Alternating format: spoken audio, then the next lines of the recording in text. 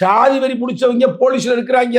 வேங்கைவேல் விஷயத்தை வந்து ஒரு அரசியல் மேடையாக பயன்படுத்த வேண்டாம் நீதிமன்றமே சொல்லுது தானே. அப்படியே வேங்கைவேல் விஷயத்தை வச்சு ஒரு அரசியல் மேடையாக பயன்படுத்த வேண்டாம் நீதிமன்றமே தானே சொல்லியிருக்கு. பொறுத்திருந்து பாருங்கள். அதே நீதிமன்றம் அதி விரைவில் உண்மையான குற்றவாளி யாருன்னு கண்டுபிடிச்சு சொல்லுவாங்க.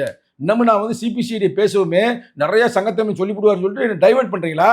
ஏங்க கள்ளக்குறிச்சியில ஒரு பொன்மகள் ஸ்ரீநிதி என்ற பெண்மகள் அவர் குற்றம்லாம் வர்றதுக்கு முன்னாடியே டைரக்ஷன் கொடுக்குறாங்க. அந்த பொண்ணு தற்கொலை தான் பண்ணிக்கிருச்சுன்னு.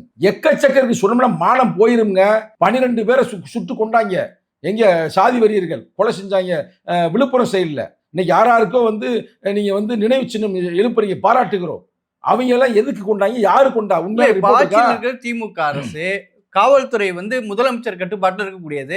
அவங்களுக்கு என்ன நோக்கம் இருக்க போகுது? குற்றவாளி பிடிக்கல, அவங்களுக்கு என்ன தடை இருக்க போகுது? ஆட்சிகள் மாறினாலும் காட்சிகள் மாறினாலும் சாதி வெறியர்கள் வலிமை அடைந்து கொண்டே வருகிறார்கள். இதுதான் நிதர்சனம். நான் வெறும் திமுகவை மட்டும் சொல்லவில்லை, அதிமுகவை மட்டும் சொல்லவில்லை. எல்லா கட்சியிலும் சாதி வரி ஆட்சியில் இருக்கிற திமுக தானே. அப்ப இப்ப இருக்கிற சாதி புத்தி உள்ள அமைச்சர்கள் அங்க இருக்கிறாங்கன்னு நேரடியாக சொல்றேன். உங்க ரிஃப்ளெக்ட் தொலைக்காட்சி தைரியம் இருக்கு அவங்களுக்கு போடுறதுக்கு? போடுவீங்களா?